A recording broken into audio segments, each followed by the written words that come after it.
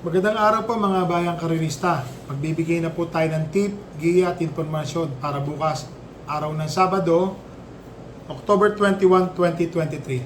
Tara!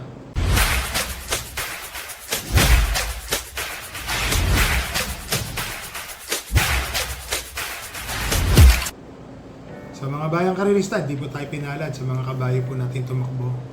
Kagaya po ni Rain Go Away, siguro hanggang ganun na lang po talaga ang tiyempo niya. Medyo may edad na rin po yung kabayo. Labas naman siya, kwarto pwesto, yun na lang po tinapos. Tapos yung gusto sana nating magpaputok ng dihado, inaasahan pala dun yung kalaban ni Shining Angel ng numero 5. Pares kami labas, di pares po kami naubo sa unahan. Pero mainam po pala yun, yung numero 5 dun.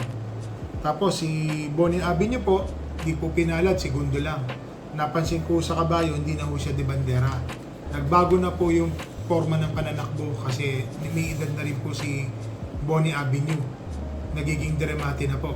Segundo lang po ang tinapos ni Bonnie Avenue, mga bayang karirista. Pero labas naman po lahat ng kabayo natin. So, bigyan na po tayo ng tip. Ang start time po ng karera bukas ay alas 3 ng hapon po. So, dito po sa race number 1, 3-year-old maiden race.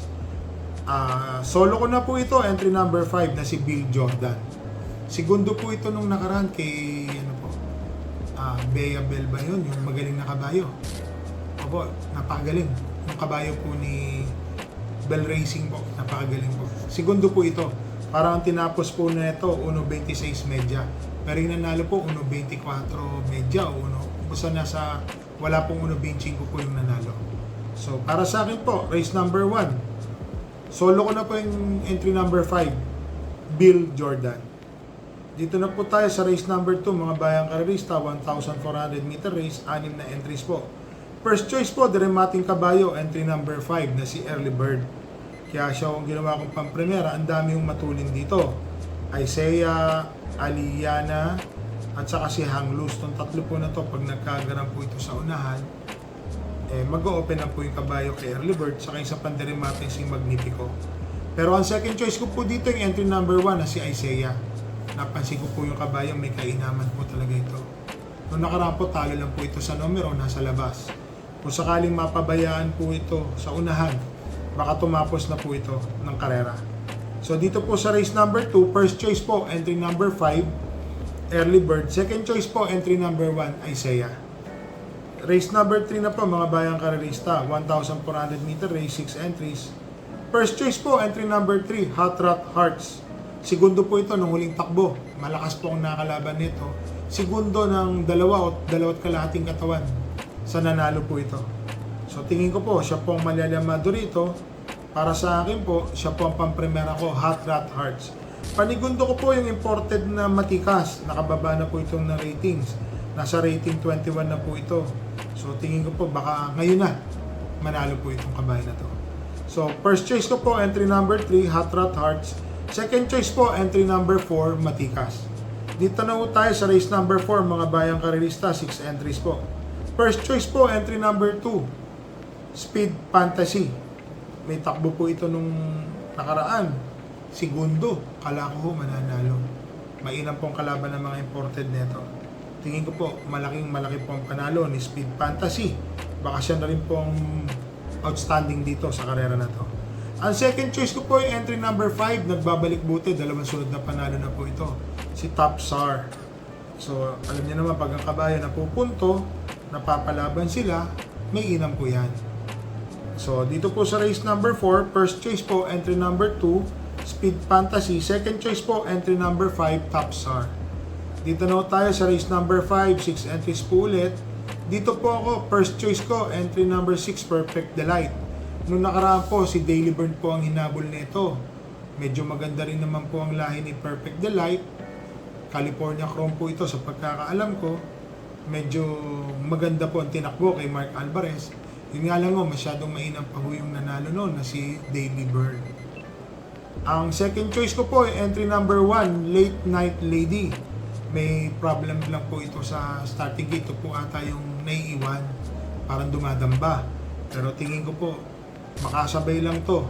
Mapapalaban po ito ng gusto kay Perfect Delight. So dito po sa race number 5, first choice po, entry number 6, Perfect Delight. Second choice po, entry number 1, Late Night Lady.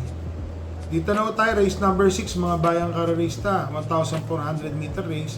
First choice ko po, entry number 3, Chrome Bell. Alam naman natin lalabanan po ni Chrome Bell, matataas po, magagaling ang grupong kinakalaban nito. Bumubulaga po ito sa rekta, nandoon na po ito. Kung mapapanood nyo po yung mga previous races nito, parati pong nandoon yan. So sa tingin ko po, malaki po ang panalo nito, entry number 3 na si Chrome Bell. Ang second choice ko po ay entry number 5, imported runner po, Medalla de Amor. So, rating 32 na po ito, bumaba rin po yung laban niya.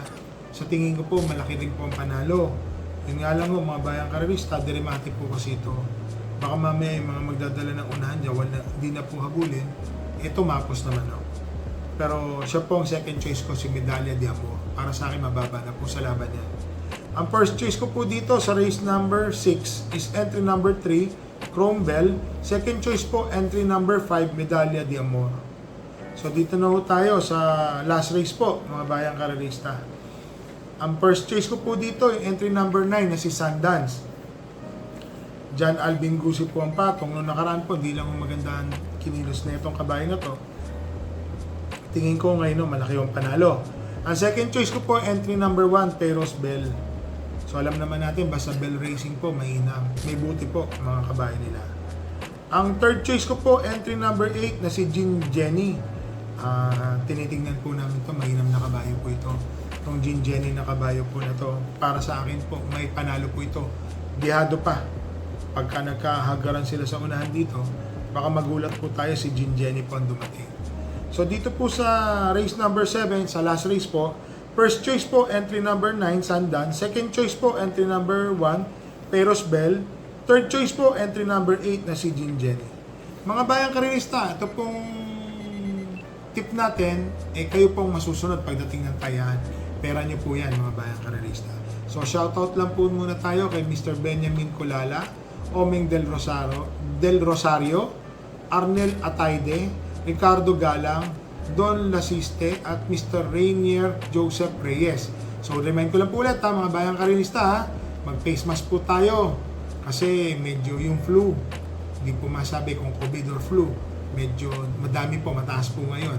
So face mask po, always wear your face mask dahil nag-uulan din, baka mamaya may mga sipon, may ubo, mahawa po tayo. And then bayang karerista, pasensya na, talo po yung kabayo natin. So better luck next time po tayo sa mga kabayo po natin. So happy racing po and stay safe po.